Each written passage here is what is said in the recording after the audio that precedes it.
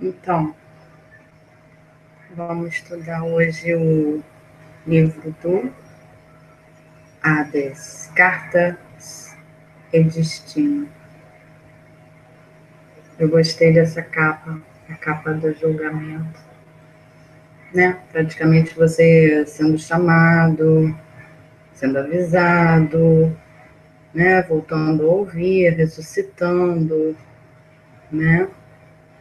A carta do julgamento é muito interessante também estudar.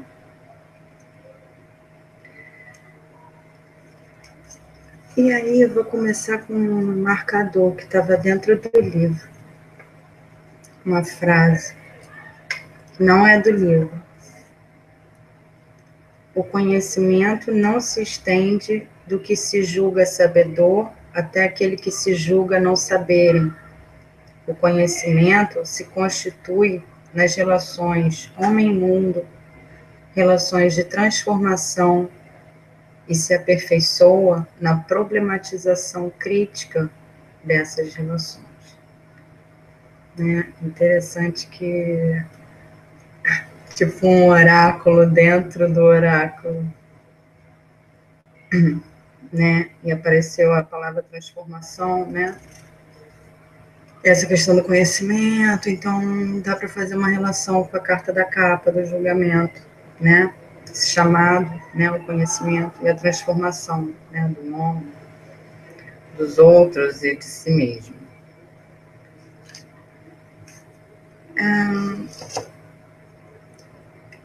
Esse escritor, sinceramente, eu não conheço, fiz uma pesquisa rápida e também não achei grande coisa. Se alguém conhecer e quiser comentar, tudo bem.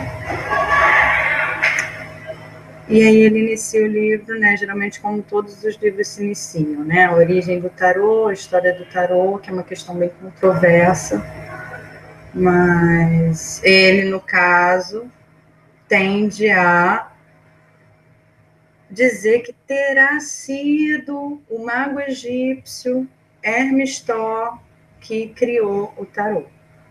Mas esse instrumento dessa época, né, do Egito Antigo, provavelmente, foi destruído em guerras e tudo mais, e o que a gente tem hoje é tudo aquilo que ficou a partir de uma tradição oral.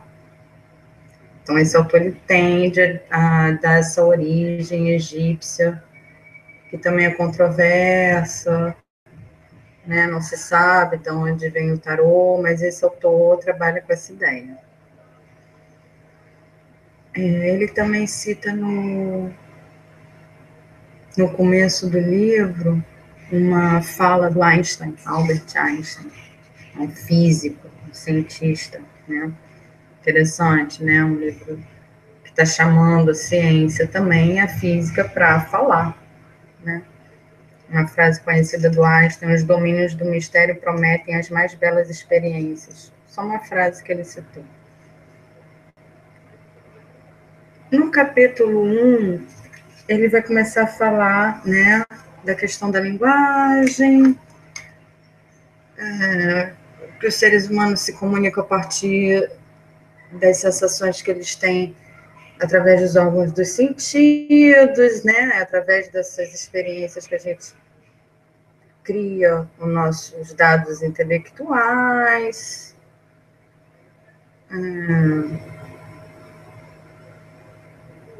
Mas que para você ver o futuro, essa linguagem da experiência sensível se torna insuficiente.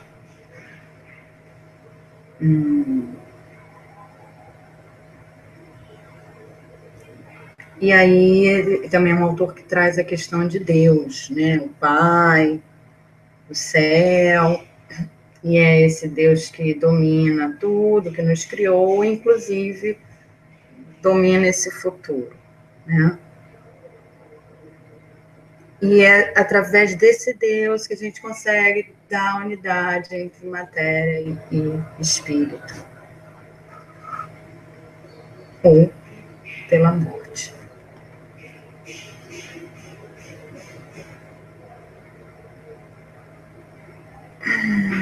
Então, assim, independe se você acredita ou não em Deus, ou se você crê ou não nesses pressupostos do autor. Por que eu estou trazendo o livro? Porque ele traz elementos para pensar, né? Vamos chegar nesses elementos. Estou apresentando a visão do autor, né?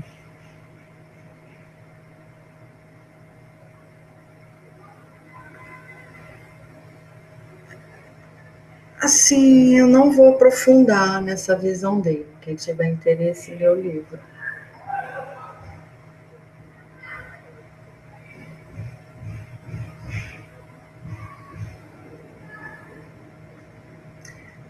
Aí onde que é a parte que começa que é interessante, né? A questão logo diretamente do tarô. Ele até fala que é um livro para principiantes e ele elege o tarô de Marselha como referência de análise dele, é o tarô de Marselha, né?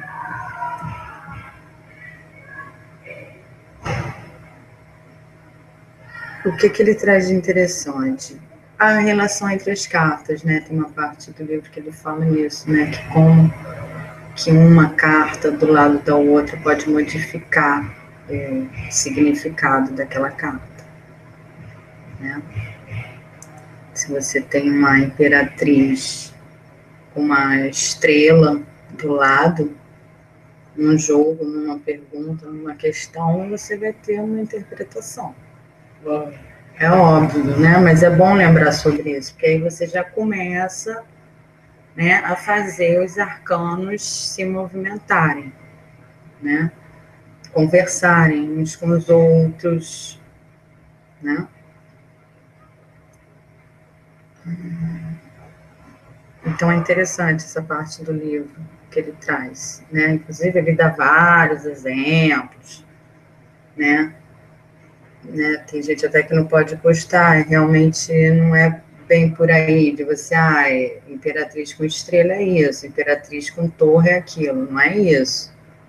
A questão é você ver esse movimento de mudança. Então, assim, para quem quer estudar, observar e pensar, ele coloca umas sequências de carta, né, mostrando essa dinâmica, o que significa cada uma, mas também não significa que você precisa ficar preso à interpretação que ele está dando àquela sequência, dependendo da situação, dependendo do teu estudo, dependendo do cliente, dependendo de um monte de coisa.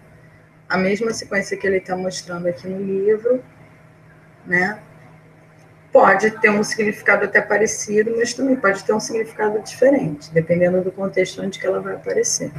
Né? Então, é só por uma questão de estudo mesmo, de pesquisa, de pensar sobre isso e visualizar, porque ele coloca as cartas uma do lado das outras, então dá para a gente visualizar.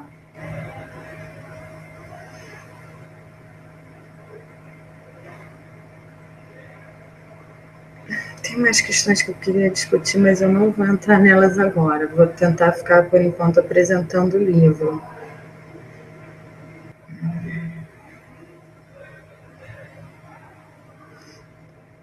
Ele traz alguma coisa de numerologia, então quem gosta, quem, né, observa isso, é bom dar uma checada também, não custa nada. Traz mais informações sobre isso, né? Com relação às cartas, é claro.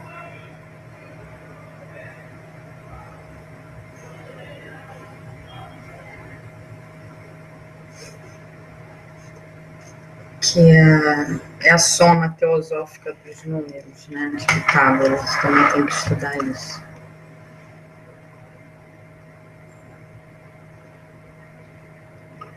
É interessante a interpretação dele das cartas, não é ruim, né?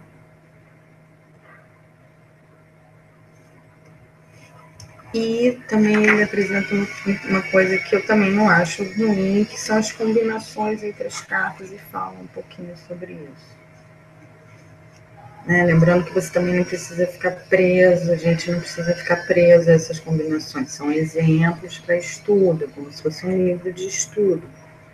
né, para você observar as possibilidades de dinâmica dessas cartas. Ele cita também mitologia, um pouco de mitologia egípcia, mitologia hindu, né? Também cita uma coisa ou outra de etimologia, né? Com os termos e os conceitos que vão aparecendo no livro. Isso é interessante também.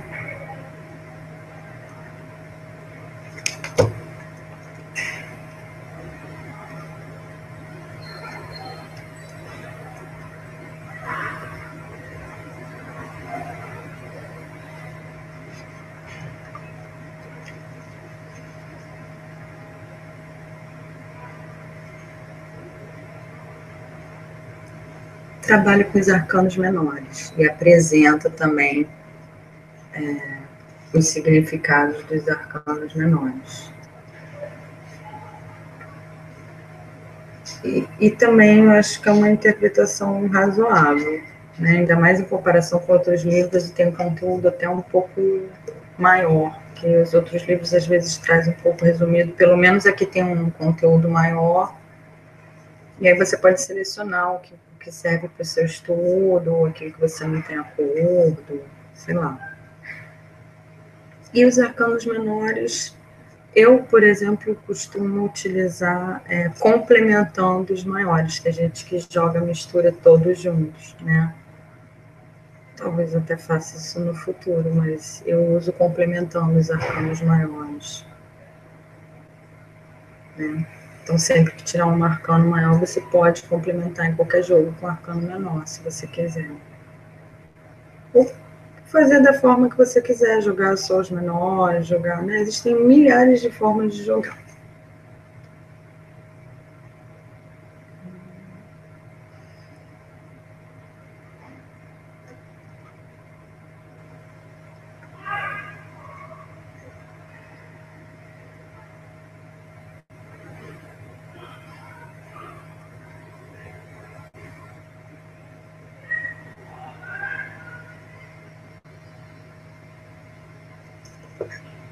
Aí ele trabalha com o jogo que é o jogo que me interessa, que é o jogo da mandala. Só que ele nem chama de mandala. Ele diz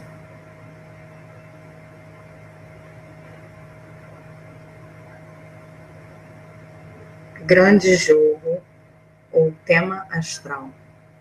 Interessante também o nome. Eu chamo de mandala, mas seria sinônimo, né? Porque são as casas, são o jogo de 12 casas que são os setores da vida, né? Que tem analogia com o mapa astral, da casa 1 até a casa 12. Aí ele dá uma explicação que aí já é um pouco mais superficial, bem resumidinha de cada casa, né? Mostra as relações entre as casas, isso é uma coisa legal também, né?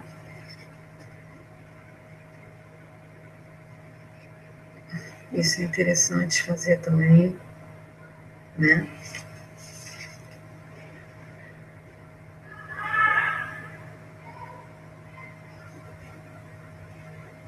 Assim como faz na astrologia, né? Só que no caso você vai usar o tarô, então você pode relacionar casas, né? Inclusive, aí já sou eu que estou falando, né? Se você até fizer um jogo e quiser ver, vamos ver nesse jogo a questão do trabalho. Dá para você fatiar todas as casas, tentando colher só as informações sobre a questão do trabalho. Então, as casas também são tão ricas quanto os próprios arcanos, as próprias cartas.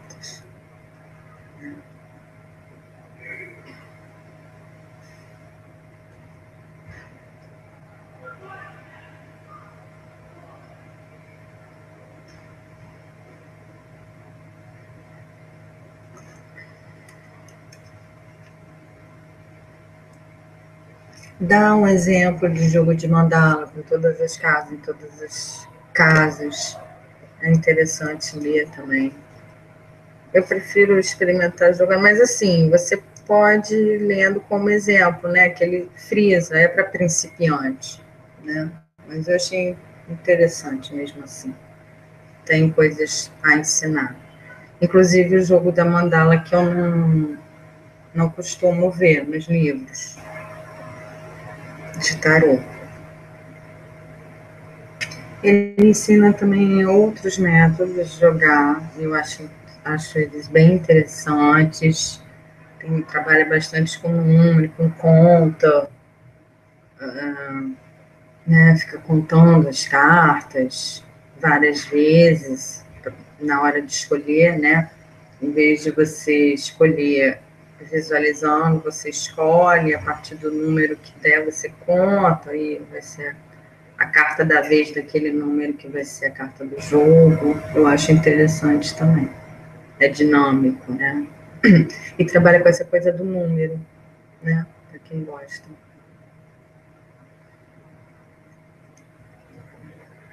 E aí ele fala de um jogo que é o jogo da resposta imediata, né? Que eu conheço como peladão, eu diria que é o peladão, mas ele não fala peladão, né? Ele joga 4 cartas, soma elas e a quinta é a do meio. Uma observação que ele falou que eu achei interessante, né? É que o sol, a carta do sol no tarô, quando ela sai na mandala, e isso é verdade, né? Ela, como a mandala é uma analogia com a astrologia, assim como o sol na astrologia é o que a gente sabe que ele é, né? O centro, né? E tudo mais que ele representa, numa mandala também, né? O sol saindo numa mandala, no jogo da mandala, ele, ele vai iluminar o jogo, né? Ele vai brilhar, assim como ele ilumina e brilha na astrologia, ele vai chamar a atenção para ele, né? Então é importante ver isso no jogo de mandala também, né? Se o sol sair, como que ele sai, aonde que ele sai, né? E lembrar de quem é o sol também, né? Não só o sol do arcano do tarô, mas o sol, porque o sol do arcano do tarô é o sol.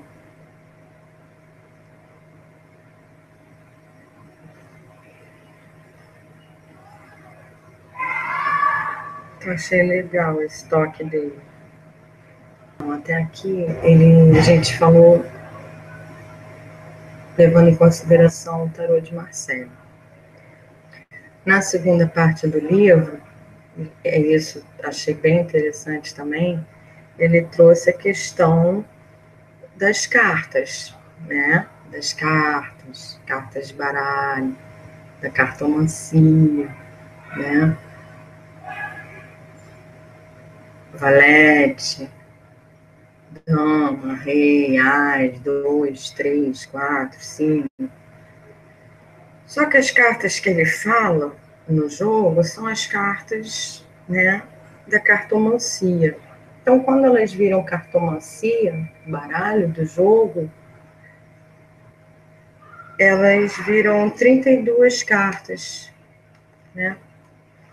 Porque são tiradas a 2, a 3, a 4, a 5 e a 6. Tira elas do baralho comum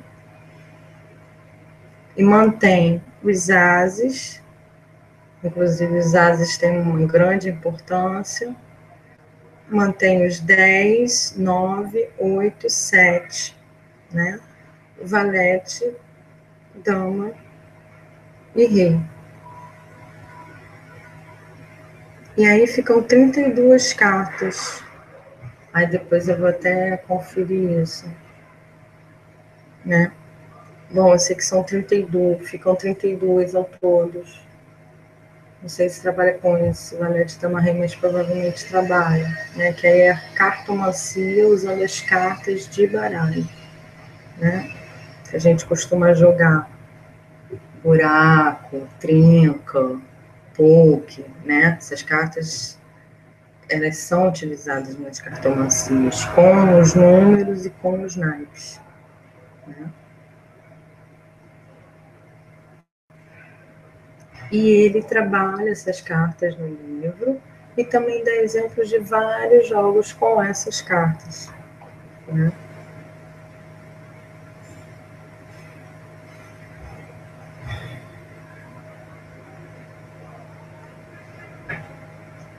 Então, baralho, essa cartomancia, quem usa são mais os ciganos, né? Pode ser chamado também de baralho cigano. O que seria esse baralho cigano? Seria essas cartas de baralho também, né? Existe esse jogo também. Tirando do 2 até o 5, e acho que ficam 36. Né? Isso é um baralho cigano. O baralho comum tem 52, então você tira do 2 ao 5 e fica 36.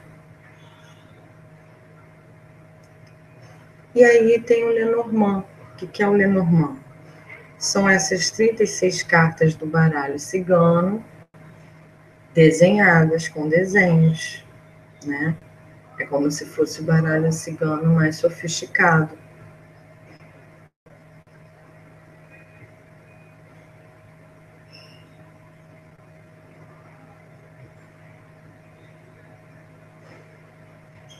E aí já é uma coisa que está fora do livro, né? Mas o baralho cigano, eu vi um comentário que ele pode ser conhecido também como baralho fofoqueiro, né? E trabalha com um jogo chamado Mesa Real, que utiliza as 36 cartas nesse jogo, né? E elas são lidas em várias direções diferentes, né? Provavelmente demora por volta de 2 horas um jogo desse. Né? E os ciganos são conhecidos também como o povo das estrelas. Dizem, né? Não pesquisei muito ainda sobre isso, que as mulheres trabalhavam com a quiromancia, né, com a leitura das mãos, e os homens que começaram a trabalhar com essa coisa dos baralhos.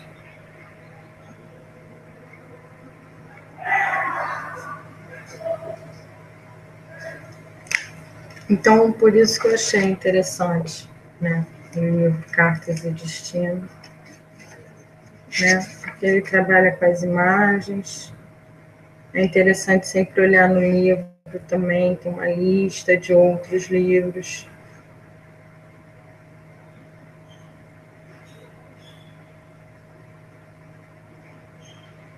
Falam de astrologia, arqueologia, né?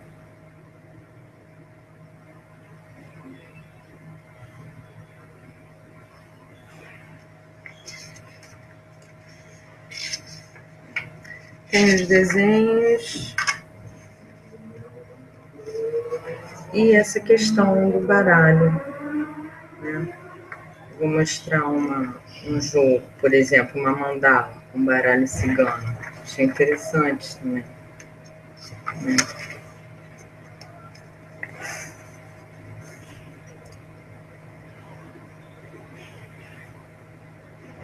Olha a mandala.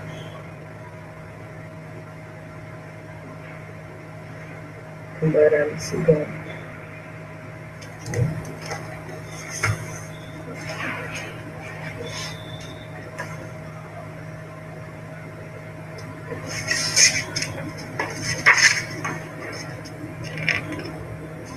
É a mandala com tarô de Marcélia.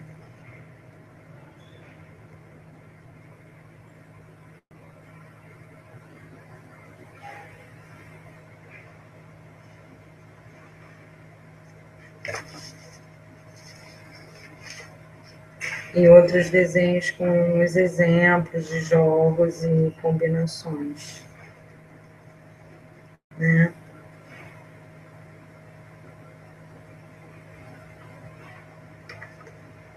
Uma imagem final também. A gente pode usar para fechar o vídeo, não sei se vocês vão conseguir ver.